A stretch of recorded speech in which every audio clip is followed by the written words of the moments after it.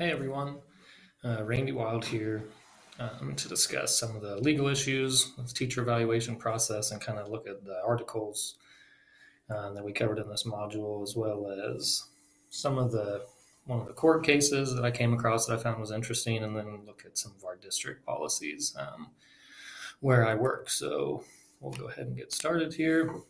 The first article talked about the Every Student Succeeds Act.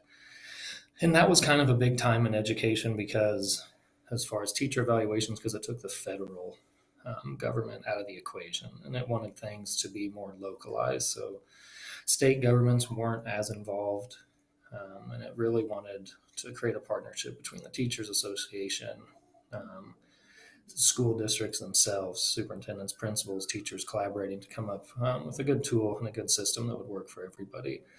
It was just encouraging that local level collaboration, working with teachers' unions, associations, kind of coming up with a collective bargaining agreement on what tool would be used from national associations down to even your local National Education Association. The Education Week article covered, I think there was 14 different court cases, and there's a lot of involvement from the American Federation of Teachers, the National Education Association, and a lot of these lawsuits centered around how test scores were being used on evaluations or how there was unfair improvement plans being handed out.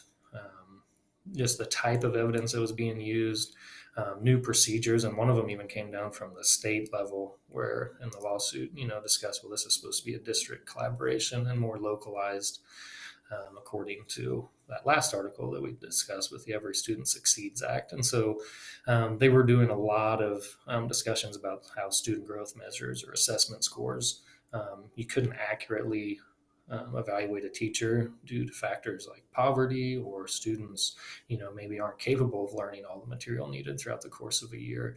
And so simply basing effective and ineffective teaching strategies off of test scores is where a lot of these court cases popped up. And there's the states listed on there. So you can see there's a wide range of court cases, different parts of the country that were all centered around the same idea of unfair evaluation practices. The other article from EdWeek kind of started out in the 90s and early 2000s about they looked at data and determined, what does make one teacher more effective than the other. And, this was based off of classroom observations. They started really breaking down assessment data, and it wasn't so much to hire and fire teachers, but this study was just to look at, what is the difference between an effective and ineffective teacher. And that's when 2009 came around, and there was an initiative called Race to the Top, and the government threw a bunch of money at this program and offered grants to school districts, and they encouraged them to start looking at student performance and achievement data based off assessment scores.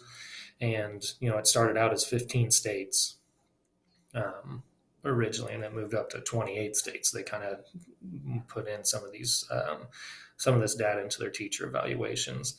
And then it jumped up to 41 states considered using achievement data on as a part of their teacher evaluation process. So that's a big jump. The government had this money available to schools, so they were all in and adding this to their evaluation process. Some states even lost their tenure, and this is where strictly looking at test scores and observations, they were losing. It was just more objective data. Their goal was to take the principal teacher relationship out of the equation, and just look at the student achievement data. And this is where the teachers unions and different national and state associations got involved, and they said this is not the only way to determine if a teacher is effective or ineffective.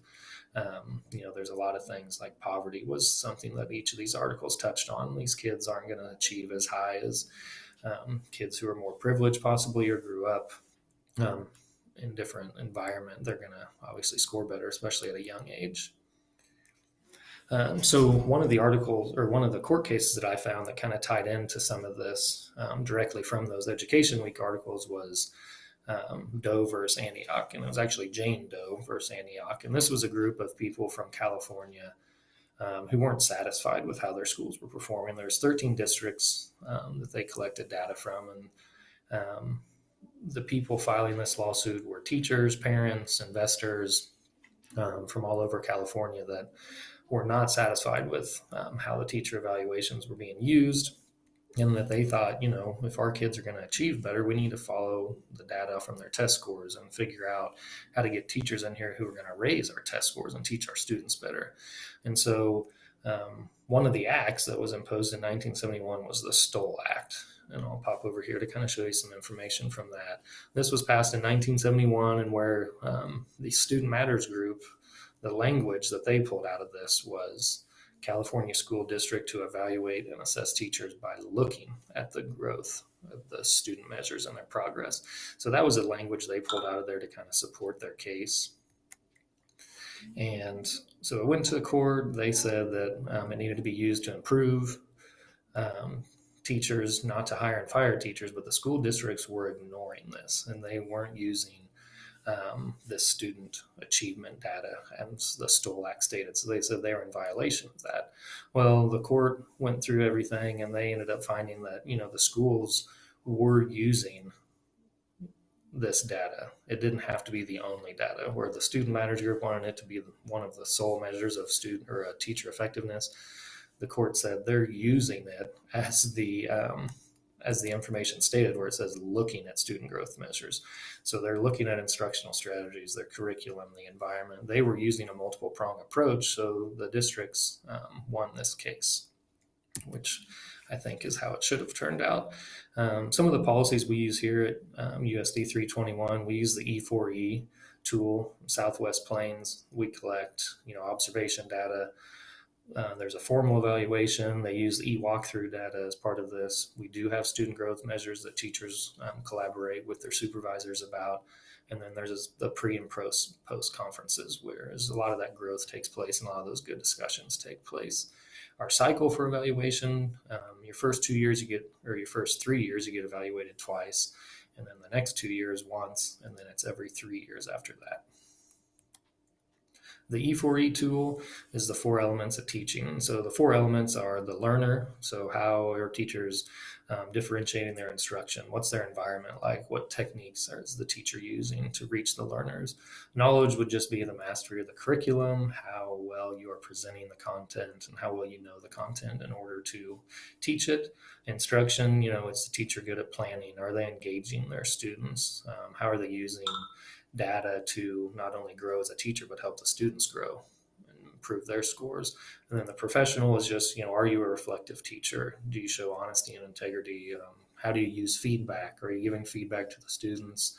And are you continuing your professional development? The evaluation process here starts with a pre-conference meeting. So this is where the teacher and the principal would sit down, talk about goal setting, talk about how the year's gone, what lesson you're going to provide for the formal observation, and just kind of opens up great discussion points. The formal observation will be happen at a predetermined lesson, a predetermined day and time, where the principal comes in and collects data during a lesson.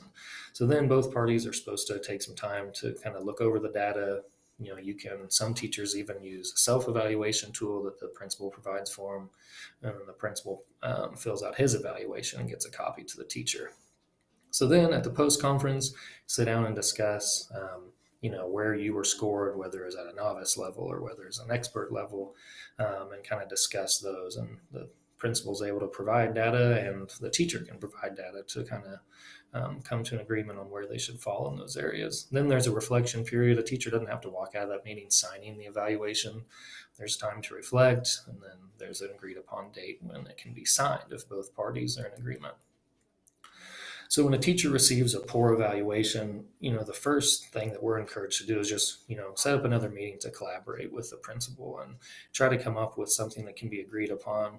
That may not always work out. The principal isn't always going to go back on some of his scores, but, if you can provide more evidence and show them and come up with a rational argument, then something can be compromised there. Show them more growth measures, show some past evaluations, things like that. You don't have to sign it right away. If you can't come on an agreement, you should contact your superintendent first. Our local teacher association encourages us to talk to them, whether that's at the local, state, or national level.